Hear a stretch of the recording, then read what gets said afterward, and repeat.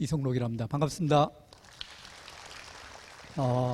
먼저 이렇게 우리 학부모님들, 학생들과 함께 입시를 말씀을 좀 드릴 수 있는 기회를 가질 수 있게 돼서 너무 기쁘게 생각합니다. 사실 실제 오늘 제가 드리는 말씀들의 핵심적인 내용은 이미 우리 학부모님들, 학생들이 다 알고 계시는 이런 내용들입니다. 예, 간단합니다. 학교 생활의 충실성, 그리고 실제 입시와 관련해서 전략적인 대비 상담, 누구? 학교 선생님들, 그리고 수능 대비의 방법론, 철저할 정도로 EBS를 활용을 하게 되면 나름대로의 방법론을 찾을 수 있는 것이 현실적인 방안입니다. 오늘 저는 실제 2020학년도와 관련해서 2020학년도 대학 입시가 가지고 있는 전반적인 특징들에 대해서 말씀을 좀 드릴 거고요. 또 그 다음에 실질적으로 수시모집과 정시모집으로서 이제 나누어서 학생들을 선발하게 되는데 수시모집과 관련해서 어떻게 대비를 할 것인가 지금부터. 그런데 그에 대한 결론도 이미 뻔히 다 나와 있습니다. 뭡니까? 지피지기면은 백전불태. 대학이 어떤 학생들을 어떻게 선발하고 있는지 하는 부분들에 대해서 본인이 지망하는 대학의 범주를 나름대로 잡아야 됩니다.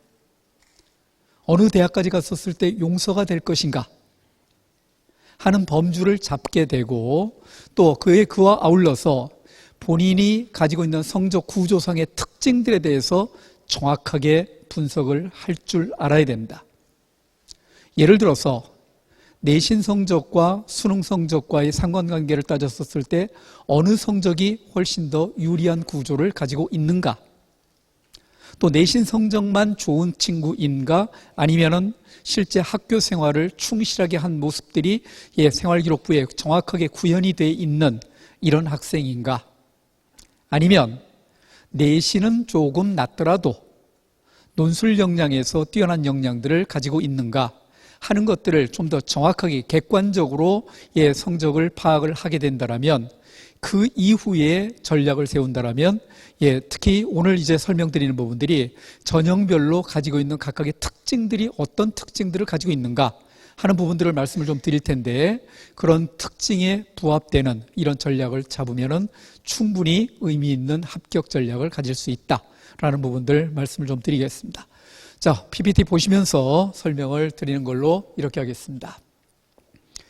자, 2020학년도 금년도 고3 학생들이 치를 입시의 내용 구조로 봤었을 때는 작년도 입시 구조와 크게 차이가 나지 않습니다. 아울러서 2학년들이 치를 2021 입시까지도 3월까지 대학에서 전형을 설계를 해서 대교협에 다 보고가 끝났습니다. 그러면 이제 4월 달에 그 내용을 종합을 해서 이제 곧 취합을 해서 발표를 할 텐데, 실제 그 내용 구조를 보면 대학들이 전형을 크게 바꾸지 않는 범위 내에서 일부 요소들만 조금 수정을 한 이런 방식들을 가지고 있습니다. 그런데 이제 2022학년도 고등학교 1학년들이 치를 입시 구조는 대폭적인 변화가 예상이 되고 있습니다. 그러다 보니까는 실제 2022 입시와 직결되어 있는 1학년 학생들 뿐만 아니라 또 그 중에서 2학년 학생들도 일정 부분 학생들이 재수를 하게 되면 여기에 해당이 되기 때문에 2022 내용 구조에 대해서 우리가 귀를 쫑긋 세우고 지금 어떻게 입시가 구성이 될 건지 하는 부분들에 대해서도 이해를 해둬야 되는 이런 상황이 되고 있다.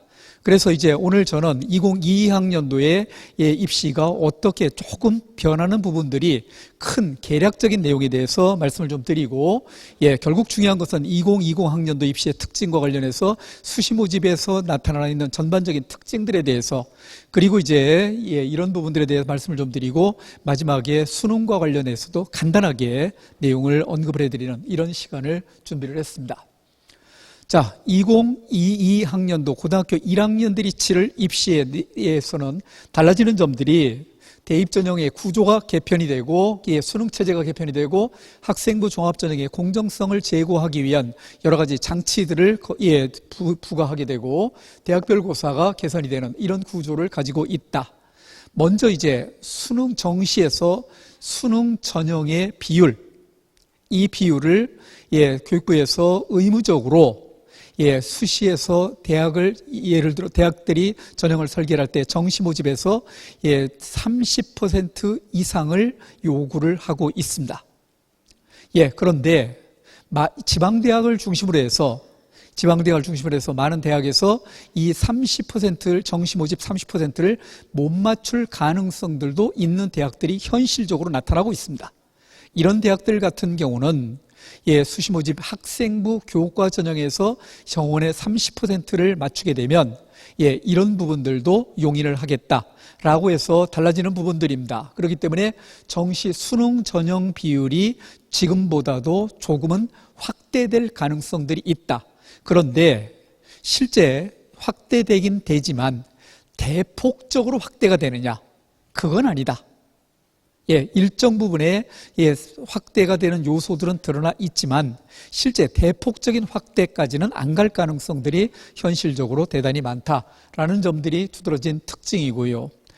지금 현재 대학 입학 구조입니다. 4+2 정책이죠. 대학 입시는 수시 모집에서 전형의 개수가 4가지 전형 이상을 대학에서 설계를 하지 못하도록 하고 있고 정시 모집은 2가지 전형의 틀을 벗어나지 못하도록 하고 있습니다. 수시 모집은 학생부 위주의 전형, 조금 이따 이제 말씀드리겠지만은 일반적으로 학생들이 전형이 해당되는 전형이 학생부 위주의 전형, 특히 교과 전형과 종합 전형으로 나누어서 이렇게 선발을 하게 되고 논술 위주의 전형, 그다음에 실기 위주의 전형. 실기 위주의 전형은 실제 여기에는 예체능 실기도 포함이 되지만 인문계에서 어학 특기자, 자연계에서 수학과학 특기자 학생들도 실기 위주 전형에다 포함을 시켜서 선발을 하고 있습니다. 그런데 아시는 것처럼 실기 위주의 전형의 비율은 계속적으로 줄어들고 있는 트렌드를 가지고 있습니다. 어쩌면 2022학년도에서 실기 위주의 전형 중에서 특히 특기자 전형 같은 경우는 많은 대학에서 없앨 가능성들이 상당히 많다라는 점들이 특징이고요. 정시는 수능 중심의 전형으로 학생들을 선발하고 있습니다. 그러면 2022학년도에는 수능 체제도 기본적으로 개편이 되고 된다라는 점들도 말씀을 좀 드릴 수 있겠는데, 수능 체제가 개편이 되는데, 가장 크게 달라지는 점은 2022학년도 수능 체제는 선택 과목이 도입이 된다라는 겁니다.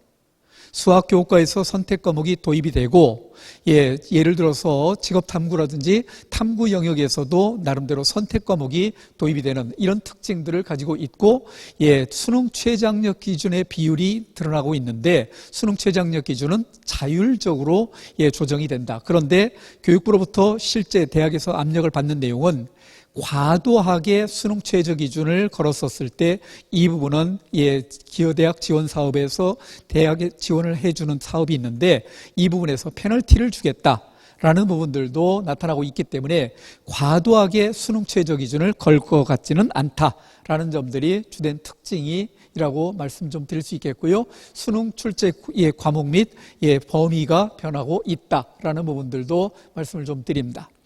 이어서 이제 또 달라지는 부분들이 학생부가 개편이 되게 됩니다. 학생부 종합전형 공정성 제고와 관련해서 일단 학생부가 간소화하게 됩니다. 여러 가지 요소들을 좀 더 줄이고 또 그다음에 항목들을 없애는 이런 트렌드들을 가지고 있습니다. 그 중에서 이제 가장 크게 달라지는 부분들은 수상 경력을 기재를 할 때 대학의 자료를 입시 자료를 보낼 때 한 개 수상 경력만 한 학기에 한 개만 기재하도록 돼 있는 이런 특징이라든지 그다음에 이제 자율 동아리의 개수를 한 개 정도로 제한을 한다든지 하는 그다음에 이제 소논문의 형태를 웬만하면 기재를 원칙적으로 금지를 하고 있는 이런 특징들을 가지고 있다라는 점들이 주된 특징들이 되고 있습니다. 이 부분은 조금 이따 이제 학생부 종합전형과 관련해서 간단하게 다시 한번 말씀을 좀 드리는 걸로 이렇게 하겠습니다. 자, 그러면 이제 본격적으로 2020학년도 대학 입시가 가지고 있는 특징들에 대해서 한번 분석을 해 보도록 하겠습니다. 먼저 이제 저희들이 2020 학년도 입시와 관련해서 염두에 둬야 될 가장 크게 변하는 이슈가 무언가 하는 점들에 대해서 이제 염두에 둬야 되는데, 여기서 나타난 것처럼 전형 유형별로 규모가 변하고 있습니다. 학생부 위주의 전형과 논술 위주의 전형과 실기 위주의 전형이 있게 되는데, 여기에서 나타나는 특징들이 전형 유형별로 규모가 변하고 있다는 겁니다.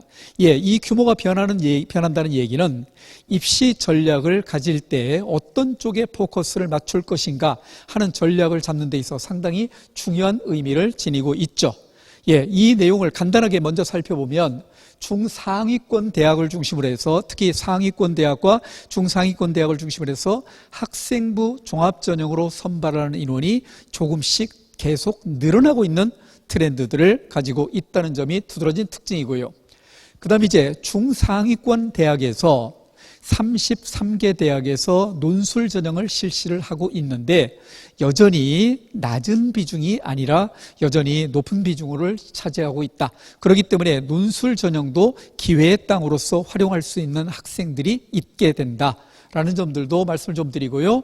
그 다음에 이제 정시, 특히 이제 통상 말씀드려서 상위 15개 대학 정도를 말씀을 좀 드리는데, 15개 대학에서 나타나는 또 두드러진 특징들 중에 하나는 정시 모집의 인원이 작년도보다 조금 늘어나게 됩니다. 이런 특징들을 가지고 있고, 그렇기 때문에 상위권 학생들 같은 경우는 정시 모집과 수시 모집을 아울러 준비해야 되는 운명을 지닐 수밖에 현실적으로 없다 라는 점들을 말씀을 좀 드리고, 그 다음에 이제 고른 기회 전형 선발 인원이 늘어나고 있다. 특히 정원 외 선발 인원이 늘어나고 있기 때문에 고른 기회 전형에 해당되는 친구들이라면 적극적인 지원 전략을 가지는 것도 나름대로 성공 전략에서 핵심적인 대비 전략 중에 한 부분이 되더라라는 부분들입니다. 자, 그러면 실제 모집 정원의 규모입니다.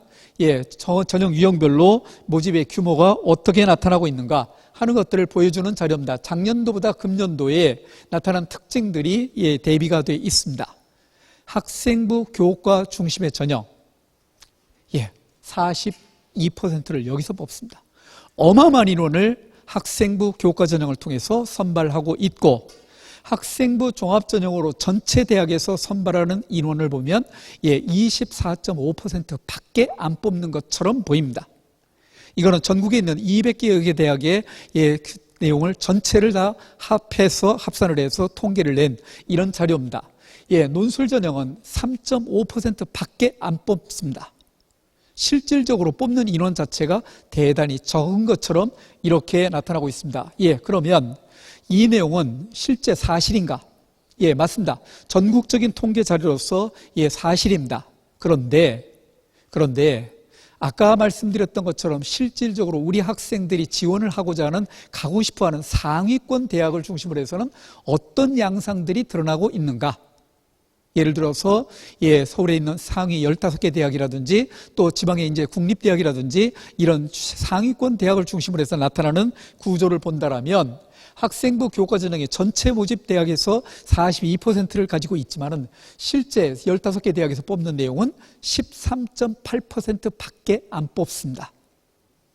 15개 대학에서, 서울 시내 최상위권 15개 대학에서 종합전형은 24%가 아니라 42%를 여기서 뽑습니다. 그렇구나.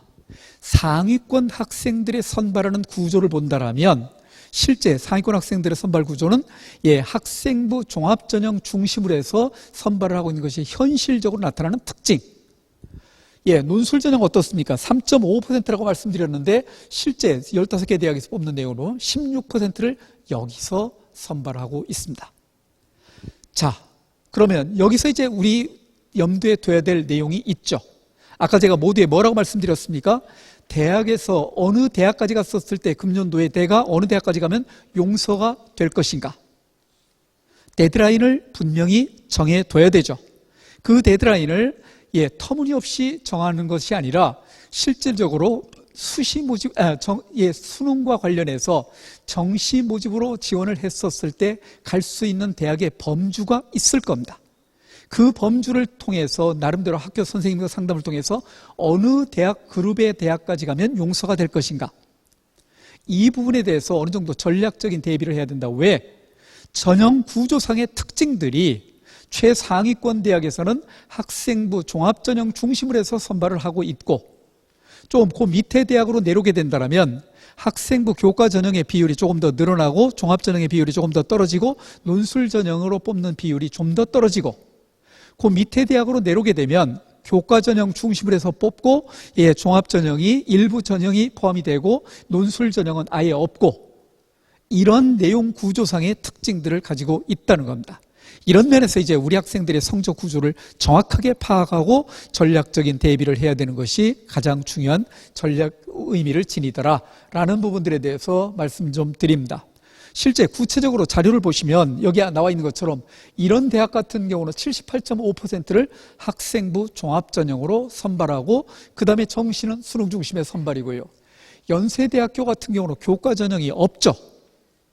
교과 전형이 없고, 그 다음에 종합 전형이 31%인데, 고려대학교 같은 경우는 어떻습니까? 서울대학교, 고려대학교 같은 경우는 논술 전형이 없고, 그 다음에 고려대학교 같은 경우는 교과 전형과 종합 전형이 60%를 넘게 되는 이런 내용 구조상의 특징들을 가지고 있다는 겁니다. 이런 학교 선발 구조를 정확하게 이해하면 어떤 전형에 대해서 내가 관심을 가지고 준비를 해야 될 건지 하는 부분들에 대해서도 이 내용을 정리를 해 두셔야 된다라는 부분들입니다. 아까 논술 전형 선발 인원을 말씀을 좀 드렸죠.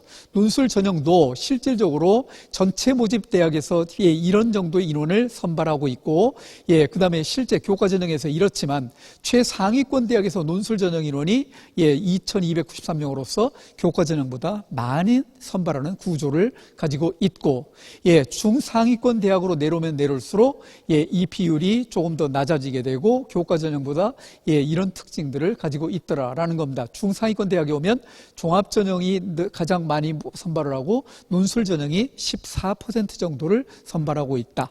그러면 논술 전형에서도 상위권 학생들에게는 여전히 기회의 땅으로 이렇게 대비를 할 수 있다.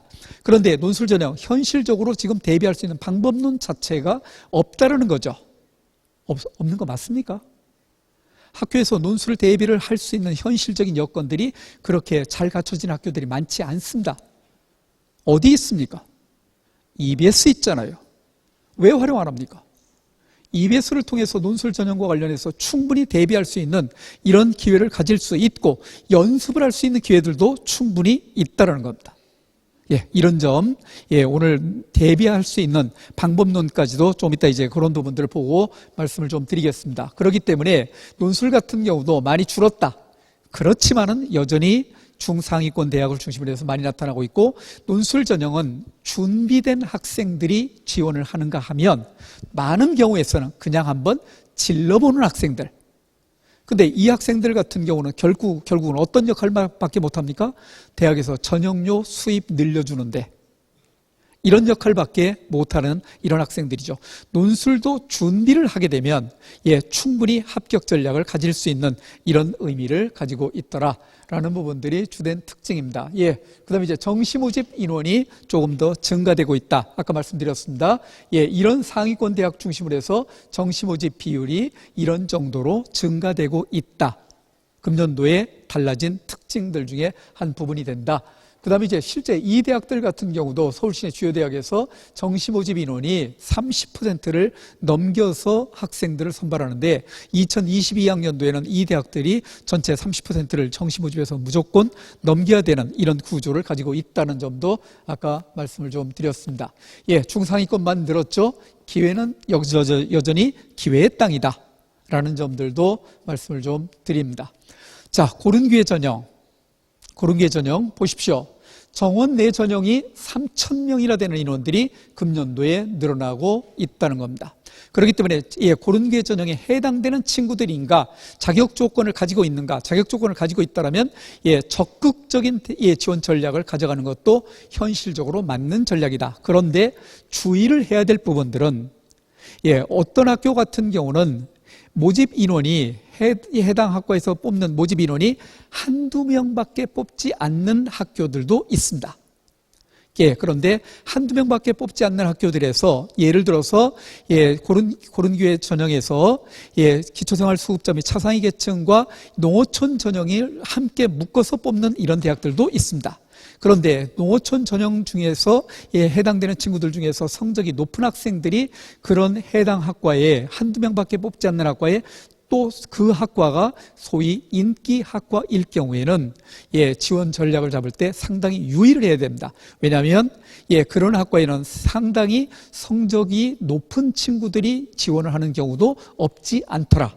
하다 보니까는 실제 현실적으로 나타나는 특징들은 일반 전형 합격자보다 합격선이 높게 형성되는 이런 특징들도 있기 때문에 그런 면에서 조금 주의를 기울여서 지원을 해둬야 된다라는 부분들까지 말씀을 좀 드리고요. 그다음에 이제 금년도에 가장 크게 달라지는 부분들 중에 하나가 수험생이 줄어듭니다. 실제 얼마나 줄어들 거냐 하는 것들은 이제 아직 수능 원서 접수를 해봐야겠지만 실제 출생 인원으로 봤었을 때 6만 명이 줄어들고 내년도의 출생 인원은 5만 명이 또 줄어드는 이런 구조상의 특징들을 가지고 있는데 통상적으로 이제 수험생들이 금년도의 수험생들이 5만 명이 줄어드는 걸로 이렇게 돼 있습니다. 통상 인원이 5만 명이 줄어드는데 대학 정원도 아울러서 줄어드는 구조를 가지고 있습니다. 근데 대학 정원은 어떻게 줄어듭니까? 눈곱만큼씩 줄어들고 있습니다. 대학 정원은 968명이 줄어들고 수험생은 이런 정도 줄어들고 있습니다. 그 다음에 또 하나 유의를 해야 될 부분들이 금년도에 가장 크게 또 유의를 해야 할 부분들이 자연계 학생들이 저희들이 그냥 러프하게 계산을 해보니까 자연계 학생들의 모집 인원이 금년도에 줄어드는 인원이 한 3만 3천 명 정도가 줄어듭니다. 자연계에서 특히 수험생 숫자가 대폭적으로 줄어드는 이런 구조를 가지고 있더라라는 특징들을 가지고 있습니다. 그러면 이런 구조는 어떻게 이제 인원을 도출을 했나 봤더니 작년도에 11월 달에 2학년 때 전국 단위로 봤었던 학력평가 시험이 있었습니다. 학력평가 응시자와 3월 달 학력평가 3학년 때 와서 6월 모평, 9월 모평의 응시자와 수능 응시자의 숫자 비율을 계산을 한 부분이라는 겁니다. 이렇게 본다면 작년도 숫자에서 금년도 수능까지 갔었을 때 실제 수능을 응시하지 않는 친구들이 상당수의 아이들이 있죠. 왜냐하면 수시 모집에서 합격을 해서 수능 시험 안 봐도 합격 만세삼창 부른 아이들이 나타나고 있고 또 그 다음에 수능을 중간에 포기하는 아이들도 있고 하는데 그 비율이 작년도에 88% 정도의 특징들을 가지고 있다라고 했었을 때 이 구조가 그대로 나타난다고 전제했었을 때 작년도 11월 달에 치렀던 학력평가 응시자가 이렇게 줄어듭니다. 그 내용 구조는 작년도에 5만 명이 줄어드는데 실질적으로 금년도 예상을 해보면 수능까지 4만 4천 명 정도가 줄어드는 걸로 이렇게 나타나고 있는데 재수생의 비율이 조금 늘어나냐? 늘어난다 하더라도 그 재수생의 비율이 대폭적으로 늘어나지는 않을 겁니다. 현재 나타나 있는 재수생들의 구조로 봤었을 때 조금 늘어납니다. 늘어나는 구조를 전제로 했었을 때 4만 4천 명 정도 감소가 된다라고 하는데 실질적으로 이런 정도 인원인데 대학 4년제 정원이 34만 7천 명입니다. 그러면 분명한 것은 작년도보다 금년도의 입시 여건이 훨씬 더 대학을 들어가기가 쉬운 구조를 가지고 있다라고 이해를 하실 수가 있습니다. 그러면 이 응시 인원은 영역별로 한번 대비를 해본 내용들이라는 겁니다. 아까 제가 수학과 관련된 부분, 특히 수학, 가형과 관련된 또 그다음에 과학 탐구를 응시하는 자연계 수험생 숫자가 대폭적으로 줄었다고 했죠. 그 내용과 관련된 근거입니다. 수학, 가형과 과학 탐구를 응시하는 학생들의 비율이 이렇게 줄어들고 있다는 겁니다. 자연계가 대학을 가는 데 있어서 그만큼 더 유리한 구조를 가지고 있다라는 점들이 특징인데 그러면 실제 이제 금년도 수험생 숫자가 줄어들었는데 어떤 특징들을 가지고 있는가? 대학의 문은 확실하게 넓어집니다. 그런데 상위권 대학을 중심으로 해서는 어떤 특징들을 가지고 있을까요? 여전히 상위권 대학도 대학의 문호가 넓어지는 것은 사실입니다. 그런데 기술적인 문제에서 우리들이 함께 고민해야 될 내용들도 나타나고 있다. 오늘 그런 부분들 말씀 좀 드릴 거고요. 경쟁률이 하락이 될 거다. 특히 자연계에 있어서의 경쟁률은 조금 더 떨어질 가능성들이 있다라는 점들이라는 겁니다. 자, 그러면 이 내용을 실질적으로 수시 정시 경쟁률이 수험생이 감소됐을 때 하락되는 내용 구조를 엿볼 수 있는 논술 지원 사례, 작년도에 모 대학의 논술 지원의 사례를 가지고 한번 말씀을 좀 드려보겠습니다. 이 대학의 A라는 대학에서 실제 모집 정원이 33명인 모집 정원이 이런 학과가 있었는데 이 학과의 지원 인원은 이런 정도입니다. 41대 1 경쟁률입니다. 근데 논술 경쟁률이 40에서 50대 1입니다. 100명 중에 2명, 3명 합격되는 시험이죠. 합격하는 놈이 이상한 구조를 가지고 있는 놈이죠. 맞잖아요, 현실적으로. 그런데 과연 이 경쟁률은 정말로 실질적인 경쟁률이냐? 아니죠. 예를 들어서 실제 경쟁률, 수능 최저 학력 기준이라는 것을 걸고 있죠. 논술 전형에서. 최저 학력 기준을 통과되는 비율을 고민을 해보고 실질적으로 적용을 해서 본다라면 실제 경쟁률은 이 대학 같은 경우는 최저 학력 기준 통과 비율이 이거밖에 안 된 특징을 가지고 있습니다. 최저 학력 기준이 적용이 되면 통상적으로 지원자의 반토막이 나는 것이 현실입니다. 하다 보니까 이 대학 같은 경우는 또 좀 더 과도하게 최저 학력 기준 통과 비율이 낮았어요. 그러면 실제 최저 학력 기준 통과된 비율이 356명밖에 안 됐기 때문에 실질 경쟁률은 10대 1입니다. 근데 이 기준을 그대로 적용을 했었을 때 2020학년도에 아까 모집 인원이 줄어들었다고 했잖아요. 그랬었을 때 비율로 똑같이 경쟁률을 줄였었을 때 실제 경쟁률이 9.9대 1밖에 안 나타난다는 겁니다. 모집 인원이 줄어들어서 경쟁률도 낮아지고 하다 보니까는 여건들이 조금은 좋아진 것처럼 이렇게 보여지고 있더라라는 점들도 엿볼 수 있어요. 정시 모집에 있어서도 인원 자체가 줄어들기 때문에 합격선이 내려갑니다. 예를 들어서 서울대학교에서 통상적으로 서울대 합격선을 따져본다면 자연계에서 393점, 100분의 1로 그냥 러프하게 계산해서 옵니다. 이런 정도인데 금년도에 이런 정도 인원인데 작년도에 3,500명 정도라면 금년도 누적 인원이 6.9% 감소됐을 때 11.2% 감소됐을 때 뭐 이런 계산을 해보는데 통상적으로 이제 전체 응시 인원이 6.9%가 감소된다는 전제하에 이런 정도 인원들 그러면 표준 점수에 있어서 평균적으로 이런 정도 떨어지게 되고 서성한 그룹에서도 떨어지는 비율이 조금 더 간격이 커지게 되고 그 다음에 실제 이 밑에 그룹의 학생들이 나타나게 되면 이런 내용 구조가 조금 더 내용 구조가 성적들이 떨어지는 이런 구조를 가지고 있고 뿐만 아니라 정시 모집의 경쟁률도 떨어지는 이런 특징들을 가지고 있다. 분명한 것은 입시 여건은 작년도보다는 좋아진 것이 사실이다 라는 점들이 특징입니다. 자, 대학의 문은 넓어진다고 했어요. 확실히. 그런데 여기서 염두에 둬야 될 내용이 있습니다. 응시 인원이 줄어들게 되면 수능 등급을 나눌 때 등급에 포함되는 인원도 줄어듭니다. 예를 들어서 100명이 지원을 하는 이런 구조라고 했었을 때 1등급 학생들이 4명까지가 1등급입니다. 근데 응시 인원이 80명으로 줄어들게 되면 4% 1등급 학생들이 인원이 3명으로 1명이 줄어듭니다. 자, 말을 바꾸면 등급별 응시 인원이 축소가 됨에 따라서 등급별로 등급을 맞는 학생들의 숫자가 좀 더 줄어들 가능성이 있다는 겁니다. 1등급 학생들이 작년도보다 줄어들고 2등급 학생들도 줄어드는 이런 구조상의 특징을 가지고 있다. 이 말을 바꾸면 실제 수능 최저학력 기준은 철저하게 등급만을 적용하고 있기 때문에 실제 수능 최저학력 기준을 맞추기가 작년도보다는 쉽지 않다.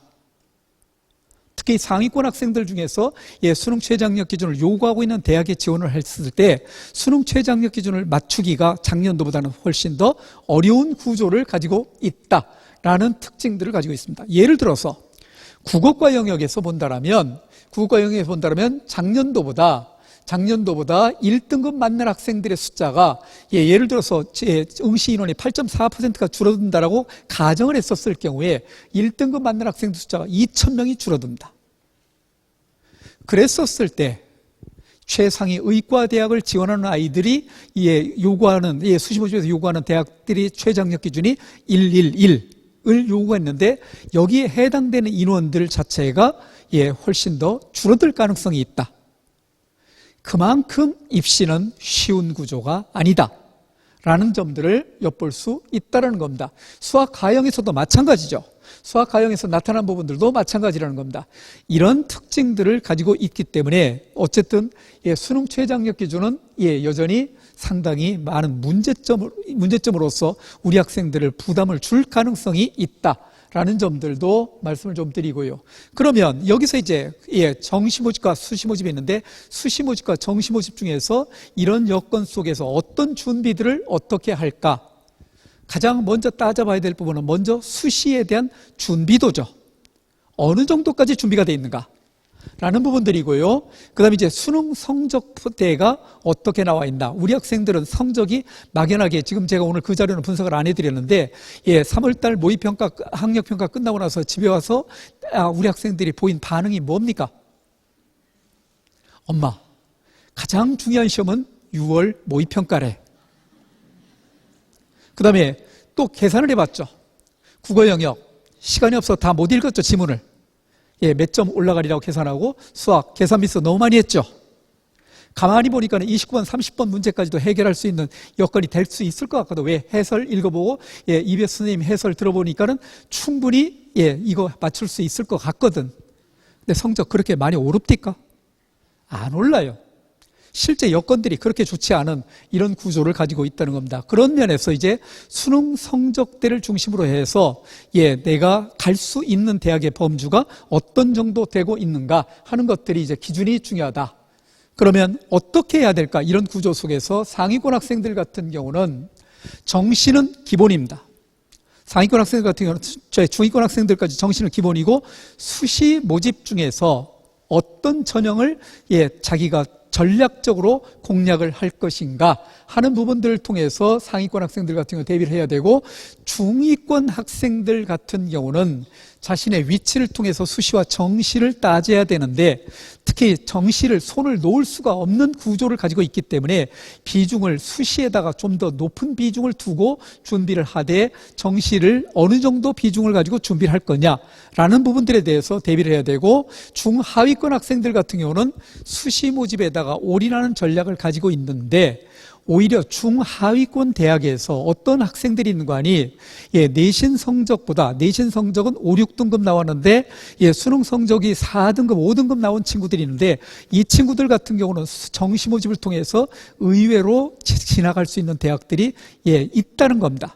그런 측면이 있고 그 다음에 그 학생들 같은 경우는 성적을 올릴 수 있는 구조가 상위권 학생들보다 올릴 수 있는 구조가 조금 더 쉽게 올릴 수 있는 이런 구조들이 가지고 있죠.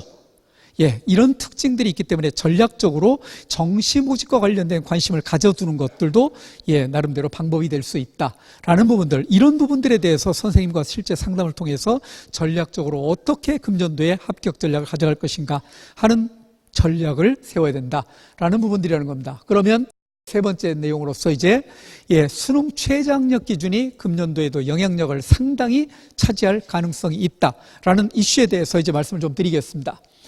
수능 최저학력 기준을 폐지한 대학들도 있고 완화한 대학들도 있고 오히려 강화한 대학들도 나타나고 있다. 진입 장벽의 변화고요. 진입 장벽이 변화된다는 얘기는 경쟁률이 변화를 가져올 것이고 합격선의 이동이 불가피하게 나타날 현상이라는 겁니다. 그렇기 때문에 전년도 입시 결과에 대해서 고민을 해야 되고 특히 자기가 지망하는 대학과 비슷한 수준의 대학에서 어떻게 최저학력 기준을 부과하고 있는가 하는 부분들에 대해서 주목을 해서 관심을 가지고 따져야 된다. 주요 대학에서 한번 따져봤습니다. 예를 들어서 학생부 종합에서 서강대학에서 수능 최저학력 기준 폐지합니다. 최저학력 기준 폐지하면 진입 장벽이 완화가 되죠. 경쟁률 높아질 수 있죠. 합격선도 높아질 수 있죠. 그런데 이 상위권 대학에서는 합격선이 대폭적으로 높아질 가능성이 그렇게 많지 않죠. 작년도에 최저학력 기준이 있었다고 하지만은 실제 합격선을 보면 학생부 종합전형을 제대로 준비를 했었던 학생들이 합격권에 들어가는 친구들이죠. 자, 연세대학교 논술전형에서 수능 최저학력 기준을 없애고 학생부 종합에서 활동 우수형에서 없앱니다. 논술에서 수능 최저학력 기준이 없다? 전국에서 논술 역량이 있다고 생각되는 아이들은 흔히 뭐라고만 생각합니까? 초딩이 때 100일장 대회 나가서 입상했다. 논술 역량이 있다. 이렇게 판단하죠. 해서 한번 질러보는 학생들이 늘어날 거다. 그러다 보니까 연세대학교 같은 경우는 10만 양병설 모집 지원 인원이 어마어마하게 늘어날 거다. 이렇게 예상을 하는 친구들이 있는데 걸림돌이 또 하나 있죠. 연세대학교 논술 시험 날짜가 수능 이후에 치르던 날짜를 수능 이전으로 돌렸죠. 10월 12, 13인가요? 그때로 논술 날짜가 변했죠. 그러면 논술 대비를 하는데 연세대학을 지원하는 친구들 중에서 서울대학을 지원하는 친구들은 여기에 지원할 가능성이 많지 않겠죠. 고민할 것이다. 그래서 경쟁률이 그렇게까지 치솟을 거냐? 작년도보다는 경쟁률이 높아질 가능성이 있다 하더라도 그렇게까지 치솟을 거냐? 이런 부분에 대해서는 아닐 가능성들도 있다라는 부분들, 이런 부분들에 대해서도 따져볼 수 있습니다. 전형별로 나타나는 특징들을 폐지했다고 해서 무조건 다 경쟁률이 오르고 합격선이 오를 거냐? 또 그 다음에 완화합니다. 완화하게 되면 이거는 분명히 합격선이 올라갈 가능성이 대단히 많다는 겁니다. 예를 들어서 3개 합 6에서 2개 합 4. 훨씬 맞추기가 용이한 구조로 돼 있죠. 이렇게 이런 상위권 대학에서 완화한 내용 구조를 가지고 있고 오히려 강화한 내용 구조를 가지고 있다. 이화여자 대학에서 종합학생부 종합전형에서 미래인재전형에서 자연계 같은 경우 2개 합 4에서 3개 합 6으로 변하고 있고 탐구는 한 과목만 반영하는 이런 특징을 가지고 있다. 작년도보다 최저학력 기준이 올라가죠. 그럼 최저학력 기준을 맞추는 학생들의 비율이 떨어질 거고 또 그 다음에 실제 학생부 종합전형에서 준비가 된 학생들의 숫자가 좀 더 줄어들 거고 합격선이 낮아질 가능성이 있다. 이런 특징들을 염두에 두셔야 된다는 겁니다. 이 대학들 같은 경우는 실제 국민대학교 같은 경우 이렇고 성신여대 3개 합 7 여전히 낮지 않죠. 그런 대학들 같은 경우는 최저학력 기준이 낮지 않은 대학들 같은 경우는 실제 학생부 종합전형 같은 경우에 지원을 했었을 때 최저학력 기준만 맞춘다라면 합격 가능성은 훨씬 더 올라가는 이런 구조를 가지고 있더라라는 점들도 말씀드릴 수 있습니다. 작년도에 A대학에서 나타난 평균적인 경쟁률은 이런 정도 경쟁률인데 실제 최초 경쟁률은 69대 1인데 수능 최저학력 기준을 통과한 학생들의 비율이 34대 1밖에 안 된다는 겁니다. 어떤 학과 같은 경우는 30%를 30%대에서 최저학력 기준 통과 비율이 나타나기도 하는 이런 특징을 가지고 있다. 그런데 최저학력 기준을 적절하게 설정한 대학 같은 경우는 통과 비율이 50%를 넘는 대학들도 있다라는 점들 작년도 통계 자료를 보면서 확인을 해볼 수 있겠다. 아주 재미있는 현상입니다. 고려대학에서 작년도에 나타났었던 이런 특징들을 가지고 있는데 예를 들어보죠. 일반 전형. 일반 전형 뭡니까? 학생부 종합전형 일반 전형입니다. 모집 인원이 1200명이었어요. 근데 지원자가 10대 1 정도의 경쟁률을 가지고 있어요. 최초 경쟁률이 10대 1입니다. 그런데 이 중에서 1단계 통과자들 서류 전형을 통해서 1단계 통과된 학생들의 비율이 5배수를 통과를 했어요. 6000명입니다. 이 학생들 중에서 면접에 응시한 학생들의 인원이 얼마나 되냐? 6,000명 중에서 수능 이후에 면접을 봤거든요. 수능 이후에 면접을 보다 보니까 어떤 양상이 드러나요? 나는 수능 망쳤어. 최저학력 기준 통과 안 돼. 라고 생각해서 지레짐작을 하고 응시하지 않은 아이들이 2,000명이 있었습니다. 하다 보니까는 이제 4,000명밖에 응시를 하지 않았어요. 경쟁률이 2배수 가까이가 떨어지죠, 지금. 5배수 뽑았는데요. 예, 또 실제 면접을 실제 이 중에서 이제 응시한 학생들 중에서 수능 최저 기준을 통과한 학생들의 비율이 있습니다. 예, 자기는 최저 기준 통과할 거라고 면접을 응시했는데 통과되지 못한 아이들이 나타났겠죠. 예, 나타난 특징들이 2,300명밖에 통과된 비율이 나타나지 않았습니다. 그러면 실제 면접을 통해서 또 그 다음에 추가 합격이라는 것을 발표를 하죠. 고려대학교 합격한 아이들 중에서 추가 합격을 예를 들어서 빠져나가서 도망간 아이들, 어디 아이들입니까? 서울대 합격한 아이들 다 도망가겠죠. 연세대학교 합격한 일부 아이들 도망가겠죠. 의과대학 합격한 아이들 도망가겠죠. 어떤 양상이 드러납니까? 실제 남은 배수가 2배수 가까이밖에 남지 않았는데 이 차 뛰고 포 뛰고 하다 보니까는 실질적으로 남는 인원이 거의 없더라는 겁니다. 최저 기준이 이렇게 영향력이 클 수밖에 없는 특징들을 가지고 있다라는 내용 구조를 가지고 있다는 점도 확인할 수 있습니다. 예, 그 다음에 이제 최저 기준 완화했을 때 나타날 수 있는 특징들이라는 겁니다. 최저 기준 완화하면 그만큼 통과 비율이 높아진다라는 자료도 엿볼 수 있는 이런 특징들을 가지고 있다. 이건 다 아실 수 있는 이런 내용입니다. 예, 최저 기준 폐지했었을 때 나타날 수 있는 특징, 훨씬 더 상승이 되고 있는 이런 구조를 가지고 있다라는 점들도 보여드리는 자료입니다. 예, 그 다음에 교과 전형과 관련된 입시 결과, 수능 최저학력 기준을 신설하게 되는 대학. 교과 전형에서 수능 최저학력 기준을 신설했었을 때 나타날 수 있는 특징. 오늘 함께한 친구들 중에서 교과 전형과 관련해서 관심을 가지고 있는 친구들이 있을 텐데, 최저학력 기준은 없다가 신설하는 대학들, 합격선들이 최저학력 기준이 없었을 때 합격선이 어떻게 되겠습니까? 서울시 내 주요 대학에서 10개 대학에서 최저학력 기준이 없다라고 하는 대학에서 교과 전형에서 합격선들이 얼마에서 형성되겠습니까? 1.3에서 1.5에서 합격선들이 형성이 되겠죠.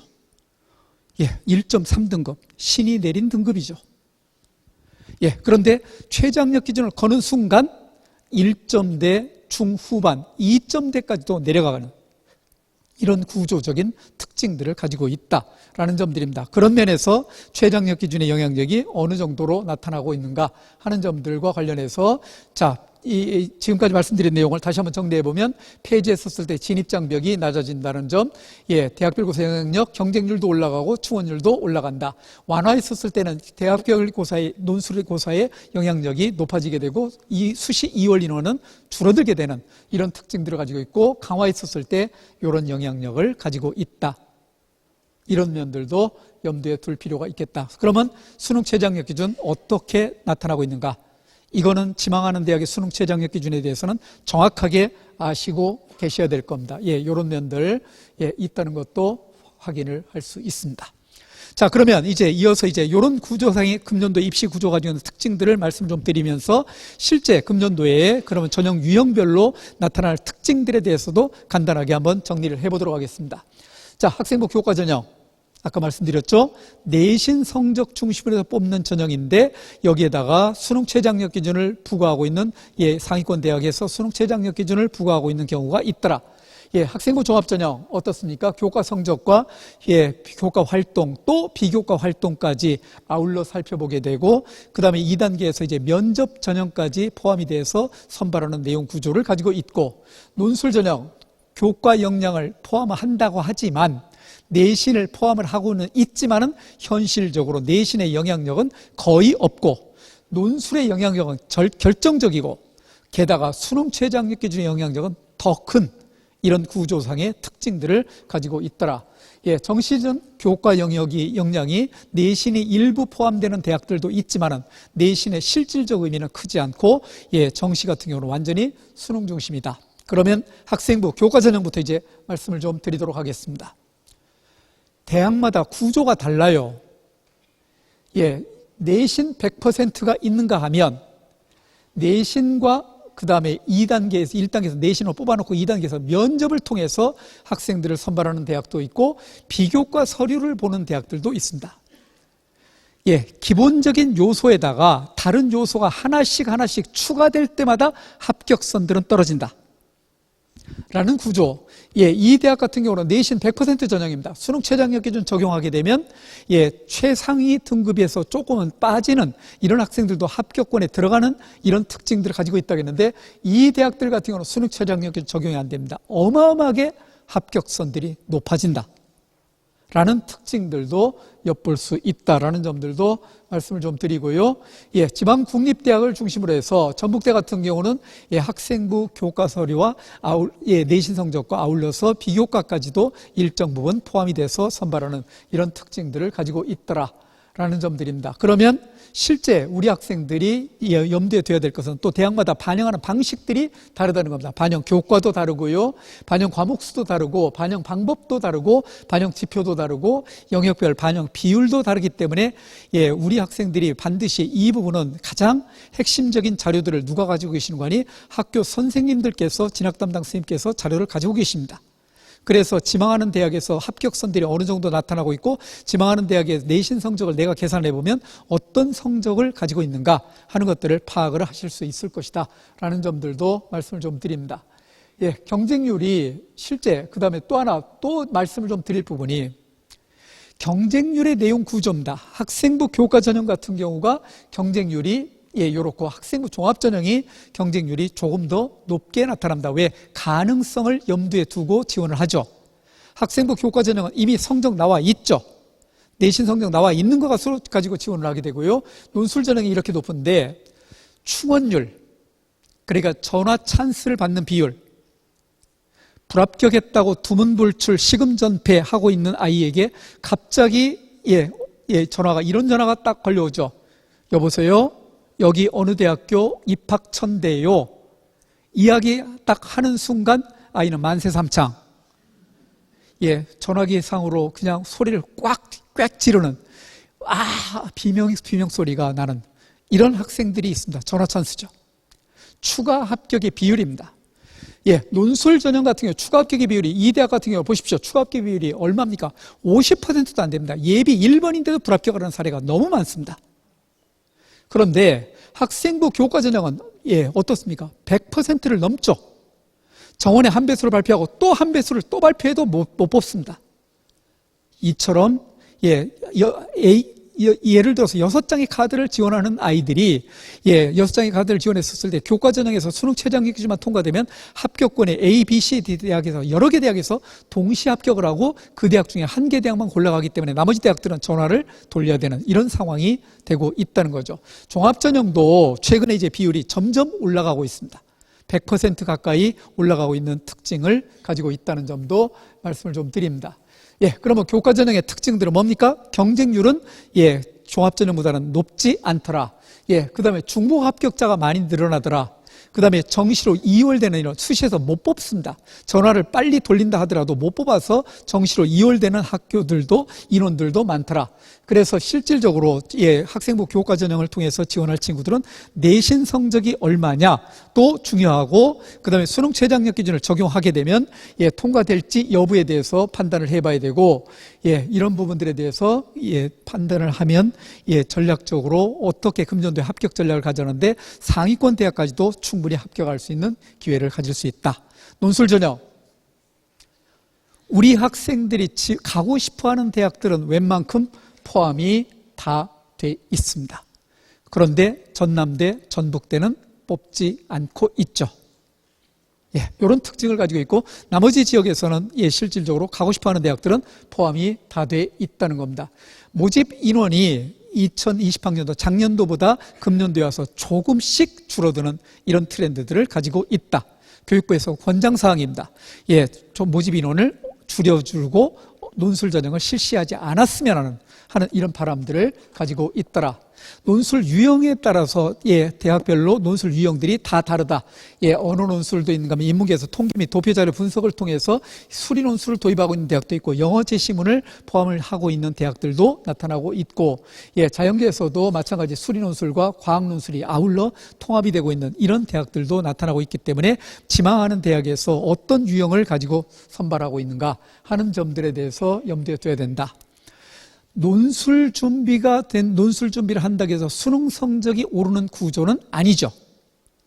근데 수능을 철저하게 준비를 하다 보면 논술도 아울러 준비가 될 수 있는 이런 구조적인 특징들을 가지고 있더라라는 점들입니다. 그런 면에서 수능과 함께 맞물려서 논술을 대비를 해야 된다라는 점들입니다. 그런데 자, 논술과 관련해서 최근의 문제들을 보면 예전에는 손도 못 대도록 만들어 놨었어요. 근데 최근의 문제들은 우리 학생들이 해결할 수 있는, 즉 학교 교육 과정을 통해서 공부한 내용들이라면 해결할 수 있는 이런 점들이 제시가 되고 있다, 이렇게 얘기합니다. 그런데 우리 학생들이 논술을 응시하는 친구들이 꼭 읽어볼 자료가 있습니다. 대학에서는 2월, 3월이 되면 지난해 논술고사에 대해서 분석한 자료를 통해서 선행학습 영향평가 연구라는 것을 하게 됩니다. 선행학습 영향평가 보고서를 그래서 교육부에 올리면 또 학교 홈페이지에 공지를 반드시 해야 됩니다. 지금 대학마다 홈페이지에 들어가면 다 올라와 있습니다. 이 내용에 의하면 논술고사 문제, 해설, 채점 기준, 정답, 모범 답안,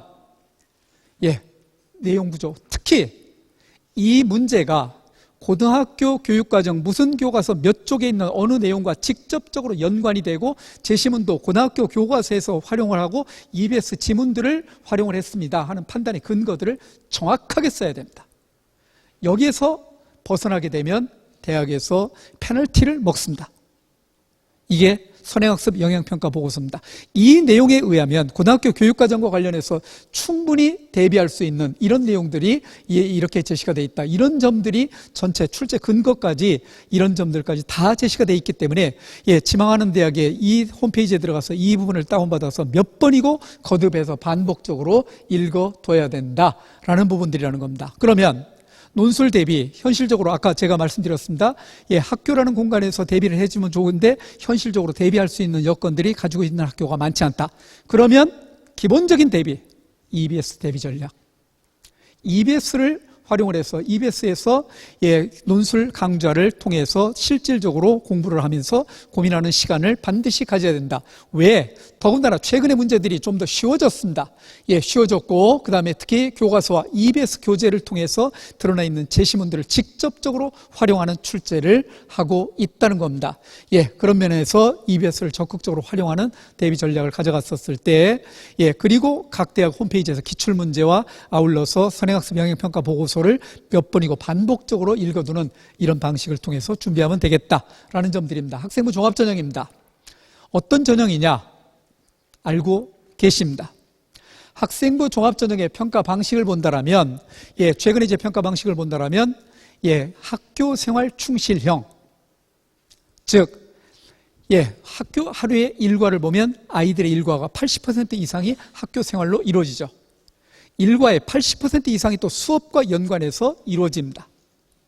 실질적으로 대학에서 평가를 할 때 학교 생활기록부를 토대로 해서 또 자기소개서 추천서를 토대로 해서 서류 평가를 하게 되는데 가장 기본적인 대비에 있어서는 기본적으로 평가에서 전제가 되는 것은 학교 생활기록부다. 학교 생활기록부에는 어떤 내용이 구현이 되는가? 이 학교에서 정상적인 교육과정 운영에 따라서 나타나고 있는 학생들의 모습, 이런 것들을 통해서 드러나 있는 수업에 최근에 이제 도입되고 있는 여러 가지 혁신적인 수업의 모습, 이런 모습을 통해서 내신 성적은 비록 몇 등급으로 높지는 않다 하더라도 실제 이 학생들이 가지고 있는 역량이 어떻게 나타나고 있는가 하는 부분들에 대해서 평가를 하고 또 그 다음에 평가 방법들이 상당히 변화를 가지고 오고 있습니다. 수행평가라든지 과제연구라든지 이런 여러 가지 다양한 평가 방식을 통해서 드러나고 있는 내용을 통해서 항목들을 서로 연결고리를 가지면서 꼬리에 꼬리를 무는 식으로 해서 찾아보는 방식들을 가지고 있다. 특히 평가 방식을 보면 교내 활동 중심의 평가, 완전히 교내 활동만 살펴보고 있습니다. 교회 활동 일체 포함이 안 돼 있다. 그 다음에 과정 중심의 평가다. 학생부 교과전형이 사과나무에 열린 사과 열매만을 살펴보면서 몇 등급이냐 이것들을 살펴보는 전형이라면 학생부 종합전형은 뿌리에서 싹을 틔워서 줄기가 굳어지게 되고 잎사귀가 무성하게 돼서 결실까지 이루게 되는 과정, 이 과정까지를 전체적으로 함께 아울러 살펴보는 전형이고, 종합적이고 맥락적이고 정성적인 질적 평가라는 전형이 학생부 종합전형이다. 예를 들어서 학업 역량이라는 부분을 평가할 때 내신 역량 하나만 보는 것이 아니라 내신도 결과물로서의 내신도 살펴보지만, 실제 이러한 내신 성적과 관련해서 여러 가지 어떤 수업 시간에 어떻게 역량을 드러나고 있고 어떻게 참여를 하고 있고 드러나 있는 모습들이 드러나 있는 교과 세부 능력의 특기 사항과 아울러서 수상 경력도 살펴보고 창의적 체험 활동 속에서 해당되는 교과와 관련된 역량도 살펴보면서 독서 활동, 종합 의견란의 지적 역량까지 평가한 부분까지 아울러 종합을 해서 판단하는 전형이 학생부 종합전형이다 라는 부분들에 대해서 말씀들을 드립니다. 평가 요소로 봤었을 때 대개 이런 요소를 기준으로 하고 있습니다.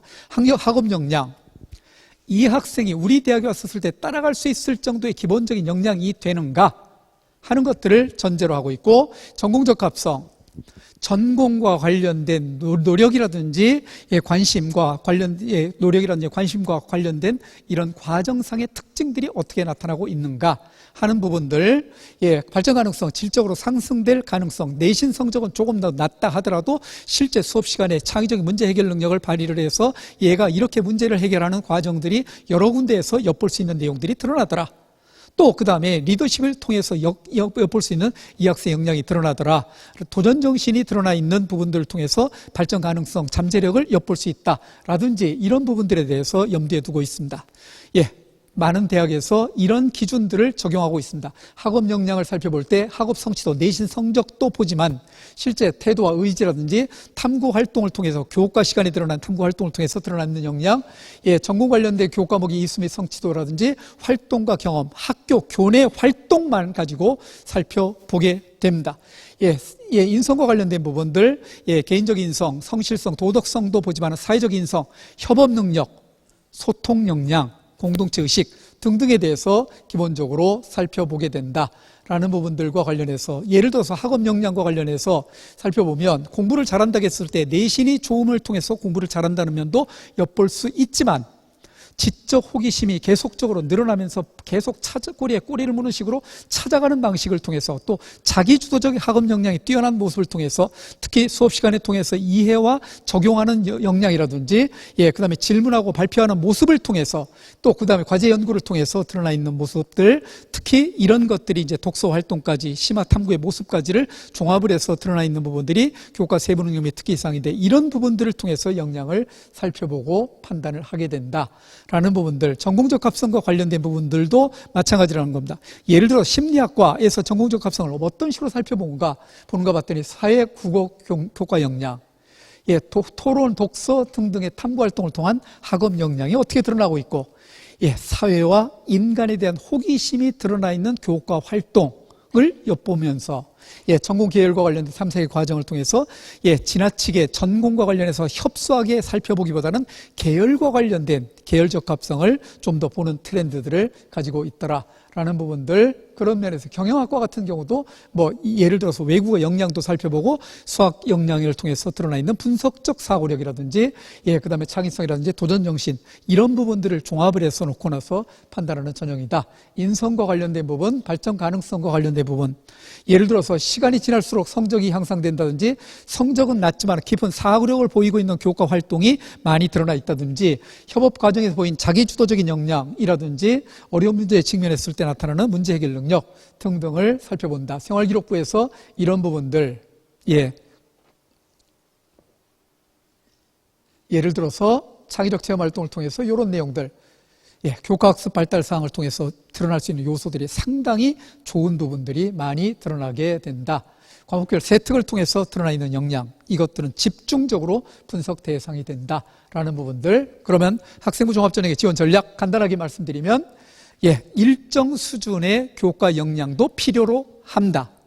지원자 풀이 워낙 넓기 때문에 학업 역량도 가지고 있어야 되고, 그 다음에 연결고리, 즉 비교과 활동이라 하더라도 가급적인 교과 활동과의 연결고리를 찾아서 저희들이 평가하는 부분들이 있고, 그 다음에 이제 실제 각 역량별로 요구하고 있는 활동들이라든지 내용들이 있는데 이런 부분들에 대해서 어떻게 역량을 갖추고 있는가 하는 면들에 대해서 염두에 두시면 좋겠다.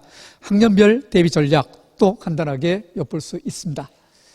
자, 마지막입니다. 이제 수능과 관련된 부분들이라는 겁니다. 수능과 관련된 부분들인데 실제 수능과 관련해서 2021학년도 고2 수능, 그 다음에 고3 수능, 고1 수능, 고1 수능에서는 실제 아직까지 대학에서 선택 과목을 어떻게 하겠다 결정을 안 했습니다. 국어 영역에서는 만약에 이 둘 중에서 선택을 하라고 하면 무조건 화작 쪽으로 다 갈 것 같고요. 만약 그냥 놔두면 수학 쪽에서도 이렇게 된다라면 선택을 그냥 이 중에 셋 중에 하나를 무조건 아무거나 선택해도 좋다. 모르긴 몰라도 확률과 통계 쪽으로 갈 가능성이 많죠. 그러면 자연계에서 어쩝니까? 자연계에서 요구하고 있는 이 대학에서 이제 상위권 대학에서는 자연계에서 어떻게 요구할 가능성이 있습니까? 기하를 요구한다든지 이런 요구사항이 있을 거라는 겁니다. 그런데 이런 요구사항을 거는 순간 지원자의 풀이 대폭적으로 줄어들겠죠. 그래서 이제 대학에서는 전략적으로 나타날 텐데 어쩌면 제가 보기에는 가산점을 주는 방식으로서 지원자의 풀을 제한할 가능성들도 있지 않겠는가 하는 점들인데 이 내용은 이제 곧 발표를 할 내용입니다. 어떻게 대비를 해야 될까에 대해서는 그런 내용들을 토대로 해서 염두에 두시면 좋겠다. 자, 입시에서 수능은 변수가 아니라 상수입니다. 기본적으로 놓고 준비를 해야 될 내용입니다.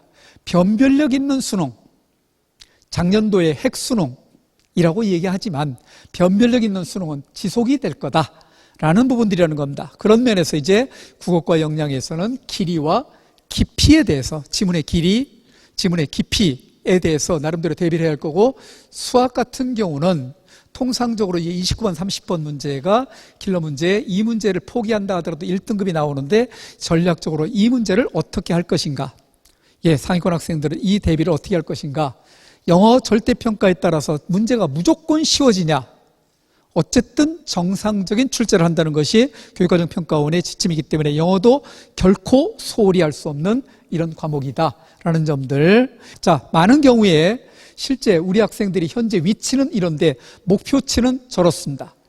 이 차이를 어떻게 줄일 것인가 라는 부분들이라는 겁니다. 목표치는 가고 싶은 대학이고 갈 수 있는 대학입니다. 이 부분을 냉정하게 판단을 하셔야 됩니다. 그런데 현재 위치를 잡을 때는 가급적이면 교과 내신 역량과 그 다음에 수능 역량을 통해서 특히 이런 전형을 통해서 현재 위치를 통해서 잡되 가고 싶은 대학, 목표치와 관련된 대학에서는 학생부 종합전형이라든지 논술 전형에서 대개 이제 뭔가 소신 지원을 하는 이런 전략을 가지고 대비를 하는 것들도 나름대로 방법이 되겠다라는 부분들.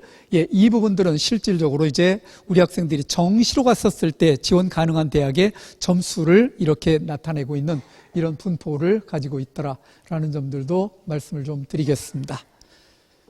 자, 마지막 항목입니다. 네 글자를 하면 저 글자가 완성이 됩니다. 우리 학생들이 기본적으로 입시를 준비를 하는 데 있어서 지금 학교라는 공간이 가지고 있는 의미에 대해서 제가 계속 강조를 해드렸습니다. 그리고 실제 수능과 관련해서 전략적인 대비, 또 그 다음에 논술과 관련된 대비, 이런 부분들, 또 심지어는 학생부 종합전형과 관련해서 어떻게 원서를 전략을 가져갈 것인가 하는 대비, 이런 전략과 관련된 부분들이 EBS라는 공간을 통해서 엿보게 되면 상당히 중요한 내용들을, 많은 부분을 정보를 얻을 수 있습니다. 기본에서 출발을 하십시오. 기본에서 출발을 하고, 그런데 기본에서 출발을 하는 학생들이 예년의 입시 결과를 보면 항상 좋은 결과를 가지고 있습니다. 이런 측면에서 입시는 학교를 사랑하는 전형, 사랑하고 학생을 사랑하는 전형의 틀 범위 내에서 전형을 설계하는 이런 특징이 있기 때문에 자신감 있게 준비들을 해 주실 것을 부탁드리겠습니다. 고등학교 3학년 학생들 내년 설날 세배 가야 되죠. 함께하는 학생들이 모두 다 세배할 기회를 가지시고요. 내년 봄날은 꽃피는 캠퍼스에서 벚꽃놀이 함께할 수 있기를 바라면서 제 말씀 마치도록 하겠습니다. 고맙습니다.